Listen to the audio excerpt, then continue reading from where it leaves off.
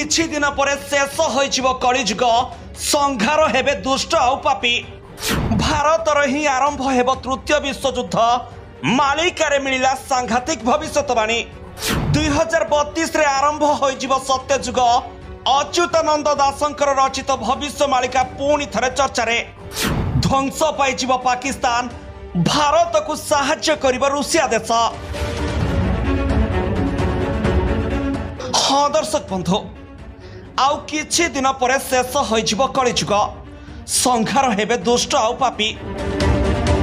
भारत और पाकिस्तान युद्ध आशंका भितरे ओडिशार महान साधु अच्युतानंद दासंक द्वारा रचित भविष्य मालिका पुणी थरे चर्चा को आसिछि। एही ग्रंथरे करा जायतिबा तृतीय विश्वयुद्ध को नहीं भविष्यवाणी एवं सारा विश्व में चहल पकाई। एही भविष्यवाणी अनुसार तृतीय विश्वयुद्ध शीघ्र आरंभ हेबाकु जाउछि। एथिसह अन्यान्य देश मानकरे मध्य तृतीय विश्वयुद्ध आरंभ हेबाकु जाउछि, जाहाकु नै सोशल मीडिया रे विभिन्न आलोचना सुनिबा पई मिलुछि। अच्युतानंद दासंकर कलिजुग पुराण अनुसार तृतीय विश्वयुद्ध कलिजुगर अंत एवं सत्ययुगर आरंभर संकेत हेबो। एही युद्ध रे पाकिस्तान एक प्रमुख भूमिका ग्रहण करी संघर्ष आरंभ करिबो एवं चीन समेत 13टी इस्लामिक देश एहार सहयोगी हेबे। तेबे रूसिया भारतर सपक्ष रे छिड़ा होई एही युद्ध रे समर्थन जगाइबो। एहा सहित भविष्य मालिकारे कहा जायछि जे ओडिसा रे कल्की अवतार आगमन हेबो, जे धर्मर पुनर्स्थापन करी विश्व को एक नूतन दिग देबो। तेबे एही भविष्यवाणी अनुसार 2032 मसीह सत्य युगर आरंभ हेबो। तेबे सामाजिक गणमाध्यम प्लाटफर्म एक्स रे एही भविष्यवाणी को नहीं अनेक पोस्ट भाइराल हेउछि।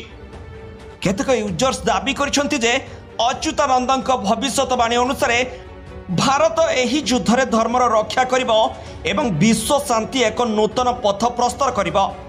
तेबे एही पोस्ट गुड़िक अनुमान भित्तिक होइथिबारु एहाकु संपूर्ण तथ्य भित्तिक बोली कुहा जाई परिबो नाही।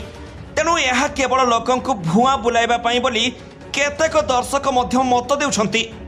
अच्युतानंद दास जे पंचसखा मध्य जणे थिले, तांको आध्यात्मिक ज्ञान एवं भविष्यवाणी पई जणाशुना। तांको रचित मालिका अनुसार ओडिसा रे एक गुरुत्वपूर्ण आध्यात्मिक ग्रंथ भावे विवेचित हुए।